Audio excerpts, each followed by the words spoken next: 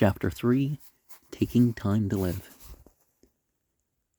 I think that is supposed to be Psalm 8, verses 4 to 6, and 1 Peter chapter 3, verse 10, copied out here. And we see in the margin, cautions. When Miss Ramsay MacDonald, wife of England's former Prime Minister, was dying, she called her husband to her bedside for a last word. Keep romance in the lives of our children. She admonished him.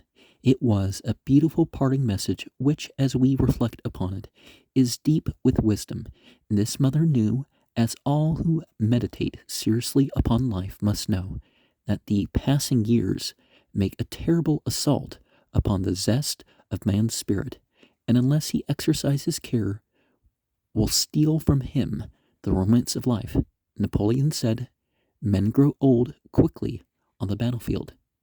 So do they in life also, unless they are vigilant." Charles Lamb once declared, and truly, that our spirits grow gray before our hairs. Well, they warned us in the last chapter about, worrying too much. One starts out in youth with the thrill of life in his heart.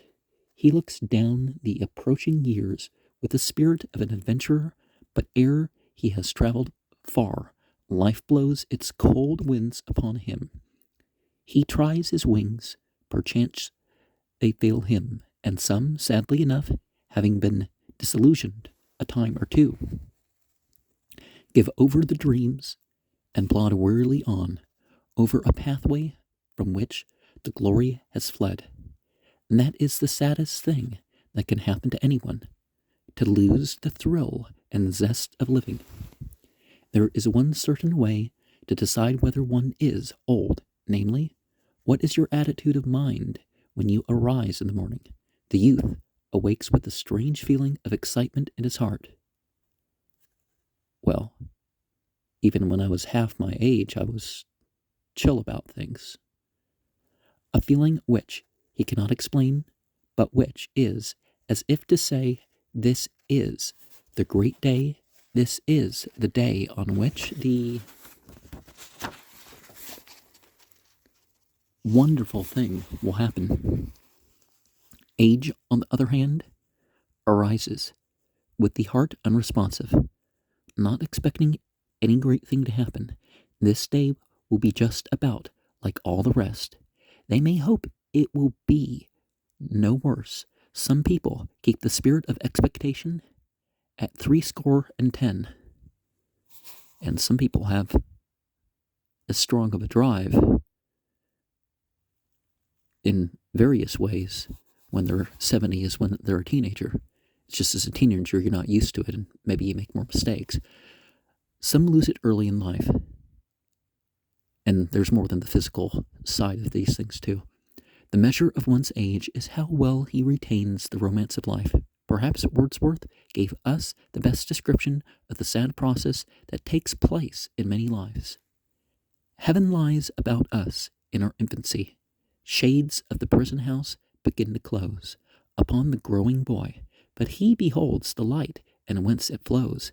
He sees it in his joy, the youth who daily, farther from the east, must travel, still is nature's priest, and by the vision splendid, it is on his way attended. At length, the man perceives it die away, and fade into the light of common day.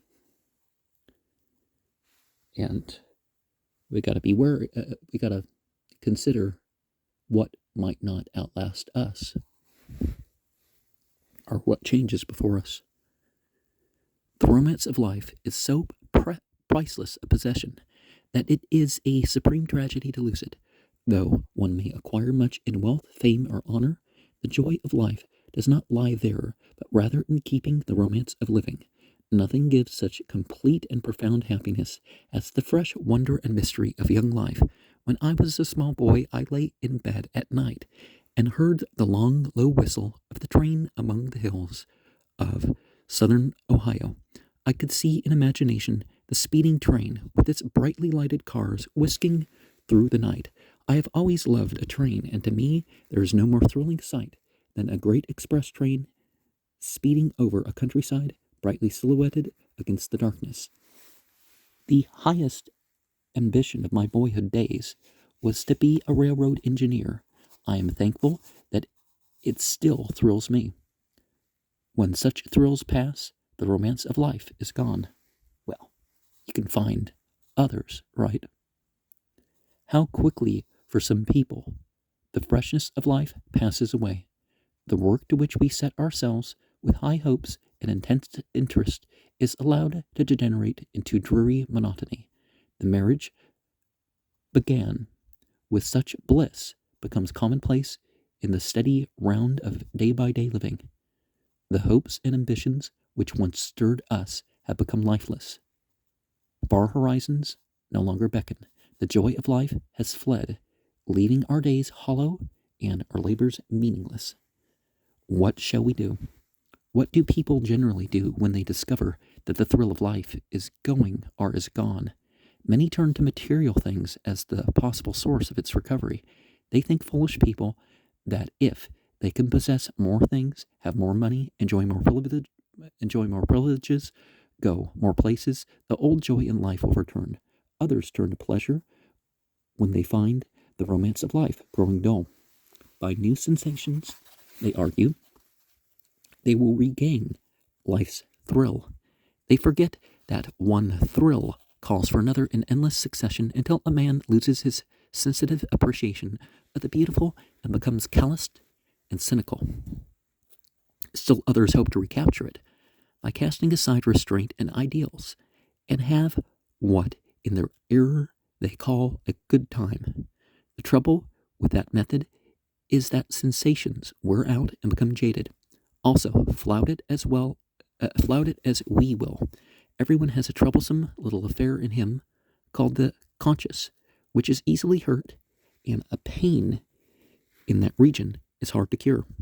Moreover, in every man, given him by nature, it is an innate self-respect, which, while it may not prevent him from doing evil, will keep him from ever having peace after it has been violated. And what's this word here? Oh, bright side. There are others, honest, wholesome folk, who just bravely accept the dreariness of life's hardships. They have too much sense to seek departed romance in things, and also too much honor and wisdom to turn to sensual pleasure. There are some fortunate people, however, who have found the true method of keeping romance in life. Here was Robert Louis Stevenson, confined to a bed of pain through long years, yet able to write such happy,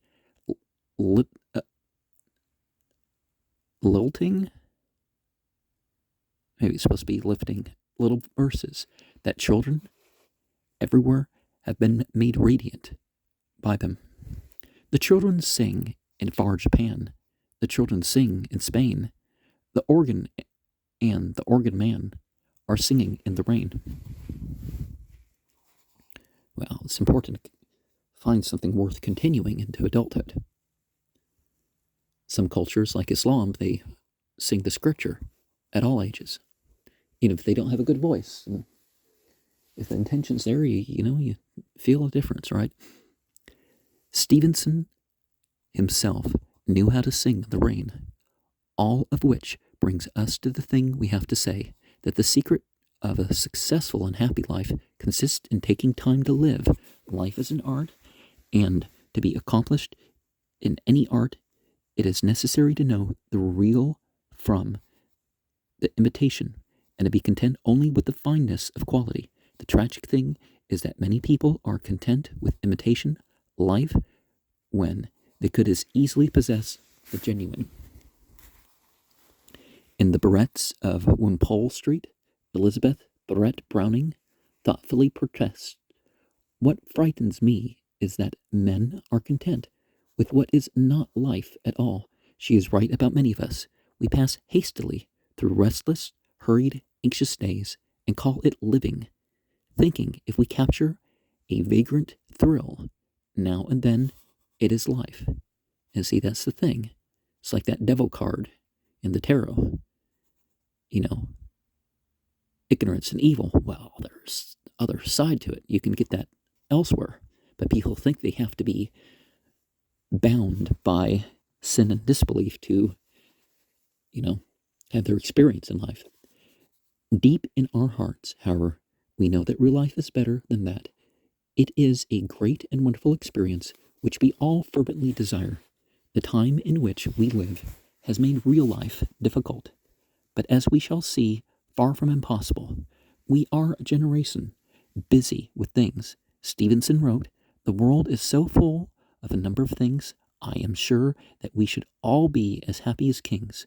The world has many more things than in Stevenson's day, but there is grave doubt if their possession has solved the problem of happiness. I can push buttons all over my house and have light, music, and heat. My grandfather had no buttons to push, but just the same he knew the art of living. He was a happy man. The increase of things, instead of providing leisure to be enjoyed, in all too many cases has but multiplied our confusion." And Wordsworth, in the quiet of the English lake country, could say years ago, "The world is too much with us." What would he say now in modern America? We are also a generation of busyness. Hurry and speed drive us on. A large billboard near the outskirts of a middle western city proclaims, "This is a city of wings and wheels." So is most every city. We have the green light psychology.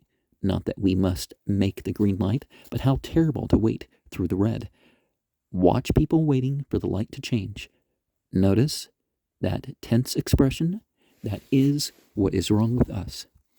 All of this has had unfortunate physical effects. It has made nerves and high blood pressure and heart trouble widespread. In speaking of the physical and nervous effects of hurry, William James said, "Neither the nature nor the amount of our work is accountable for the frequency and severity of our breakdowns, but their cause lies rather in that absurd feeling of hurry and having no time, in breathlessness and tension and anxiety." Okay, causes. And one of the things of life, though, is that sometimes rushing means things take too long. If something's super important, like saying one's orisons, you try to rush that, it's probably going to have to take longer, because you have to, as like for example in the Islamic world, you have to relax in your position. If you have some physical ailment and you can't, you go through the movements as best as you can, but you know what I mean? You have to relax in those. You have to go over these things. You have to change your breath if your breath's not already in one of the ways that is good for getting up and down and reciting and all that stuff. And I've heard people say, "Oh, you can't prostrate because I..." It's like, well, you're not supposed to go, and clench your face and all that stuff. But, you can't rush that. If you rush that, it takes longer because you're supposed to do it. And you can't even go through the movements if you're bouncing and all that stuff. You haven't fulfilled. Same thing with other aspects of life, right? And if you're too stressed, then you burn out. And this has done something even more serious to us. I refer to its deep psychological and cultural effects. It has had a tendency to make us superficial and thus incapable of appreciating life's deeper and more subtle values. This hectic, hasty, hurrying age of ours has left the average man bewildered and out of breath. It has made him think that the chief virtue is to keep up with the flying clock. We seem to have the idea that everyone must be constantly doing something. One must be driving a car or dancing or playing bridge or golf or going to the theater. In spite of all, one must be doing something. The American people, and that means you and me, greatly need to learn to reduce life's tempo unless we are to allow this hurly-burly machine. That's that thing, that guitar thing that has a crank wheel, right? Age to rob us of life's deep meaning and happiness. A story is told of some Americans who were making their way through Africa. Well, the hurly-burly's like it's like sort of a harp, sort of a guitar, sort of a. They had employed a group of natives at the seaport and had told them they were in a great hurry, as Americans usually are. The first day they went with rapid progress through the jungle. They continued the relentless pace the second day. The third morning, when they were hurriedly preparing for another day of rapid travel, they found the savages squatting under the trees and refusing to move. When their bewildered and helpless employers asked them why they would not start, they said simply, "We shall rest today to let our souls catch up with our bodies. Our failure to take time to live actually prevents us from deriving the best from life. Man assuredly was never meant by the good God to beat out his life in a hurry and tumult, wearing out his nervous system and making his soul shabby. We are given this world to live in happily." It says beautiful in the margins there. Let us take time to live. Many of us were brought up on the books of Horatio Alger. One bore this title, Strive and Succeed. That point of view has been carried to an extreme. Good hard work is one of man's greatest boons, and a lazy man is to be abhorred, but perhaps we will succeed.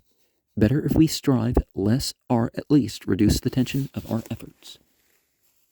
What good is it anyway to succeed if one cannot enjoy life in the process? We are missing the secret of happy life in this modern American spirit of hurry. One of the practical contributions Christianity makes to this happiness of man's everyday life is that it teaches him to take pleasure in simple things. Here again is revealed the superior wisdom of Jesus.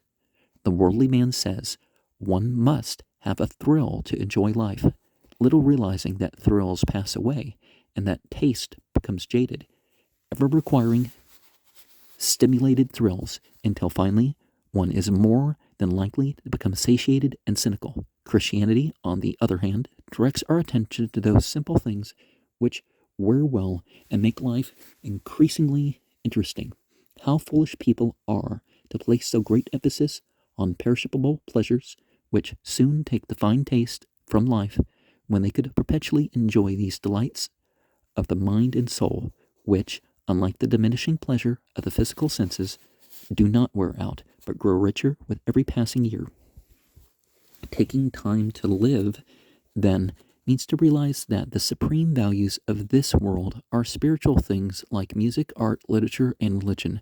Many people, especially hard-pressed businessmen, feel mistakenly that music and art and books and religion are not as pressingly important as the mass of details with which their lives are filled. Such a man will find that he is becoming a mere machine, or as God designed him to be a man. It is well to remember that we do not primarily live to work. We work to live.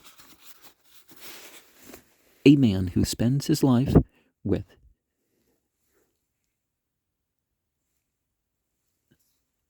details as a chief concerned misses the mark and dies a failure. Well, every little thing counts, but, it depends on your approach with that, right? He never learned the art of life organization. Do not be a slave to life's machinery. Get a beautiful song, a lovely poem, and the whisper of God into your soul. You may not know it, but I will tell you honestly, my friend, you are starved for these things, and the worst kind of hunger is the longing of man's soul for the things that are more nourishing than bread. No wiser thing was ever said than the statement of the great thinker, Jesus. Man does not live by bread alone. He lives instead by the beauty of nature, by music and art, and supremely by the presence of the eternal. I, a city dweller, have a summer place on a cedar-crested bluff overlooking a lovely bay down by the sea. The salt breezes off the mighty ocean sweet cares away. The soft sunlight falling on the grass teaches me the quiet repose of earth. The unhurried sounds of the natural world, so different in quality from strident city noises, quiet me as a mother soothes her troubled child. And at night, when the stars come out, blossoming one by one, in the infinite meadows of heaven, and a hush falls over land and sea, I can hear the friendly voice of Mother Nature, which is the voice of God saying, "My child, this is life. Take time to live it." These things, okay. And, well, there's the book of nature, there's the book of yourself, and then the revealed and inspired books. And they all actually agree. You don't take off the natural man, you keep it. And people gender back and forth either way, and it's not, this stuff is beyond gender. I mean, there's male and female animals and plants and, but taking time to live also means to cultivate friends. Shakespeare advised us to bind our friends to us, as with hoops of steel. Mark Twain reminded us that good books and good friends make up the ideal life. We are very foolish to permit the business of life to keep us from the happiness of fine friendships. I learned a good lesson once from a happy Irishman. It was in Dublin, Ireland, where I called the sea a leading merchant of that city. I found a large and a very busy department store, and surrounded with all the details of its administration,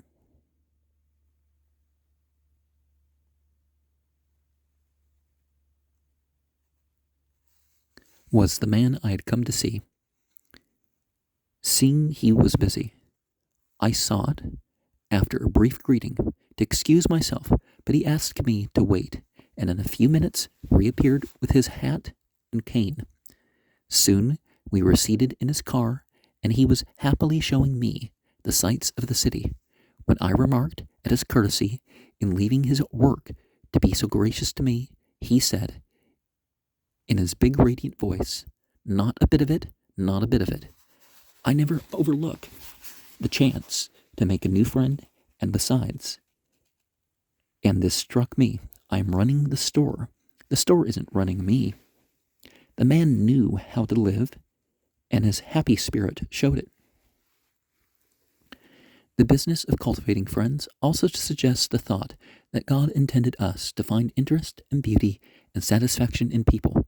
We are unfortunately so excessively taken up with ourselves and the technique of our days that we miss the rare delight of learning to know better all sorts and conditions of men. It is supremely rewarding to cultivate the habit of looking for the interesting qualities in people. There is something intensely interesting in every person. Look at the man across from you on the street, car or subway, ordinarily looking enough, isn't he? Ah, yes, but if you only knew the drama, the tragedy, the comedy, the glory, the heroism in that man's life, he would be full of deep interest to you. Some of the greatest books ever written are about simple, everyday people and simple, everyday happenings. And that's why Seinfeld took off, right? The genius of Charles Dickens, and to a lesser extent, that of the American writer Bess Streeter Aldrich, is to be found in their ability to see the interesting and dramatic quality in what is often mistakenly called commonplace life. There is no such thing as commonplace life.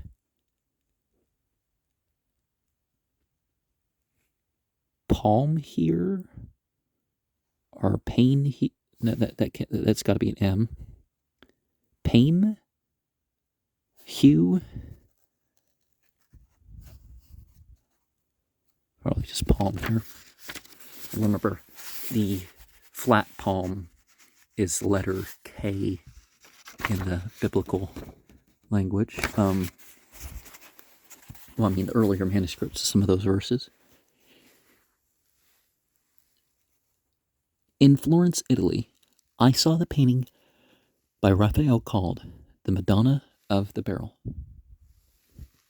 The outline of the head of a barrel in lieu of canvas is plainly discernible. The story is that Raphael was walking one day through the marketplace of Florence when he saw a mother, evidently a very poor woman, sitting in the street with her child at her breast. She was clad in shabby attire, but on her face was the ineffable expression of mother love. Raphael was so charmed by her appearance that nothing would do but that he must paint her at once, and where she sat. Accordingly, he took for his canvas the head of an old barrel which was conveniently nearby, and using color and brushes which were in his pocket, painted on the barrel head a picture which today hangs in one of the proud galleries of Florence, a masterpiece.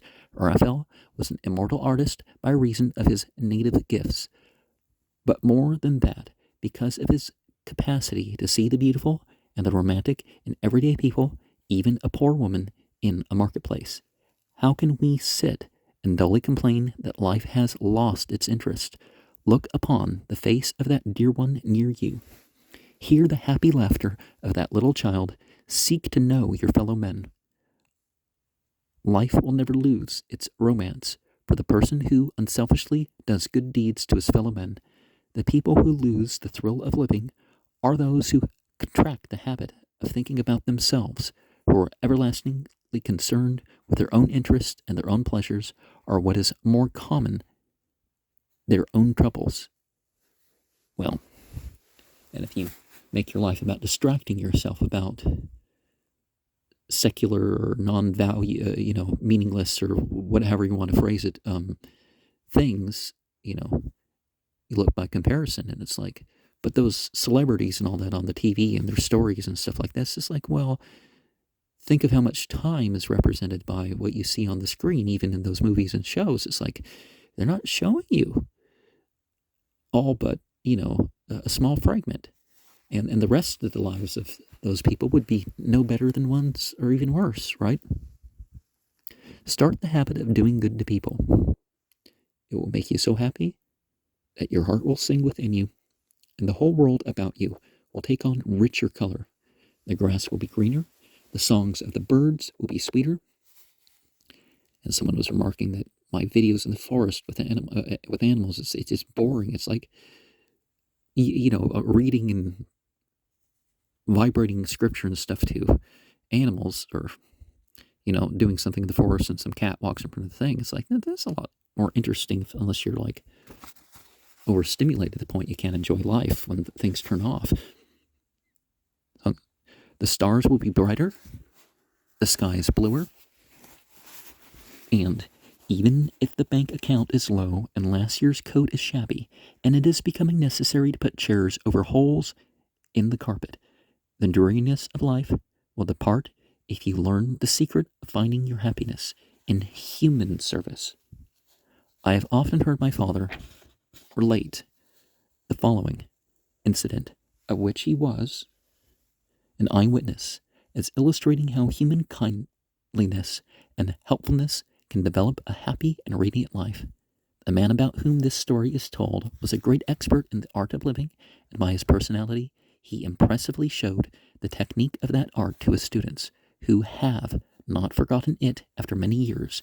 In a Midwestern city some years ago was a great and good surgeon, who was also a professor in the medical school. This surgeon was a true physician in that he loved people and went about doing good. He became deeply interested in the little crippled newsboy at the corner. He was a bright little fellow, this newsboy, and the great surgeon said to him one day, "Johnny, would you like to have me cure that leg of yours so that you could run and play like other boys?" "Oh, doctor," said the little lad, "that would make me so happy." Accordingly, the surgeon arranged to operate upon the boy and explained to him that he wanted to perform the operation in the presence of his class of medical students, to teach the students how to help other little boys when they became doctors.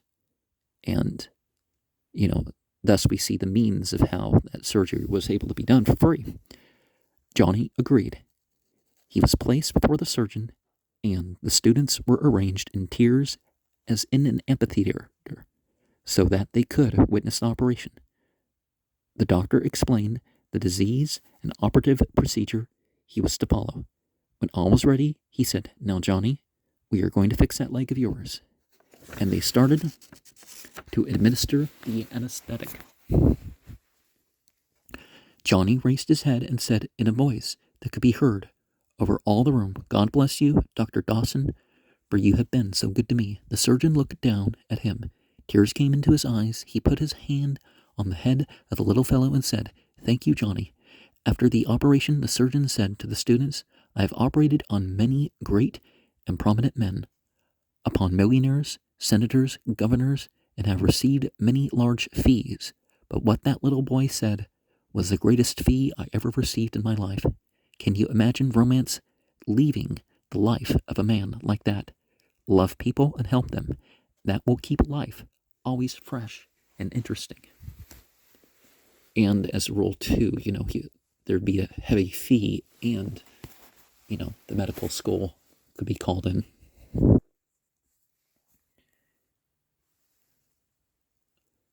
As we miss the beauty in people, so do the charm and delight of things escape us in our busyness. John Ruskin, shrewd observer of men's foibles as well as their greatness, once sadly commented, "I am not surprised at what men suffer, but I am surprised at what men miss. A whole world of beauty is spread about us, but we are blind to much of it, not because of any fundamental lack of the quality of appreciation within ourselves, but simply because we do not take time to let this beauty have its way with us. Consider the pleasure we lose in books, pictures, and music because we do not take time for them. Every night also stretches over us the inimitable and awe-inspiring canopy of the heavens. Sometimes we are caught by it and brought to a stop, especially in a country place, and we see it again with a sense of newness, as one who looks upon something once familiar become fresh again because of long absence. The glory is for our inspiration nightly, but we are too much in a hurry, and we lose it. Life was meant to be enjoyed. Life was meant for man, not man for life. It was never intended that one should beat his life out on a treadmill, losing his very soul in the rattle and roar of an artificial civilization. If one should come into a lovely room with fine paintings on the wall, a fireplace ablaze, and easy chairs for his comfort, with beautiful rugs on the floor, he would conclude that the place had been prepared for his pleasure and happiness. Accordingly, as we look about us in the world with its exquisite beauty and evident delights, we must surely feel it is good and that life is good. Let us take time to live and revel in it all. He who learns to do so is a master of the art of living. There is one other thing, however. A wholesome spiritual life is necessary if any man is to be happy and, in the deepest sense, live well here in this world. If you are so busy that you leave God and the things of the Spirit out of your life, you are missing the best there is in life's brief experience. Some time ago, I was having lunch with a successful businessman at a fine club. I just clipped an interesting little story from a newspaper. It was about a little girl who was operated upon in a New England hospital. It was a serious case. The paper said that just as she went into the operating room, she prayed out loud a little prayer. "Jesus, tender shepherd, hear me. Bless thy little lamb tonight. Through the darkness, be thou near me. Bring me safe to morning light." And we live between duality. The prophets, all of them were, all the exemplar ones that we know of were herdsmen of some sort. They tended the goats and the sheep, the cattle. They hunted the herds of buffalo or whatever. Then, with a trusting smile, she said, "I am ready. I am not afraid, for Jesus will take care of me." And sure enough, he did. Well, people attribute things to whatever they pray to, right? But didn't Jesus say that, it's not his will? He wanted that cup lifted of him, the cup of the sacrifice, you could say. But the Bible says that he didn't have that power. It wasn't up to him. It wasn't up to him when the hour came. So how's all this, I showed this to my businessman friend. He read it slowly and laid it down with a sort of wistfully pathetic little smile. Presently, he said, after a long silence, I once felt like that. The little girl has something that I fear I've lost. I have been too busy, I guess. Then he added slowly, I have shadows too, and sometimes life frightens me a bit. I need a faith like that of the little girl. So do we all, and we can have it if we take time for it.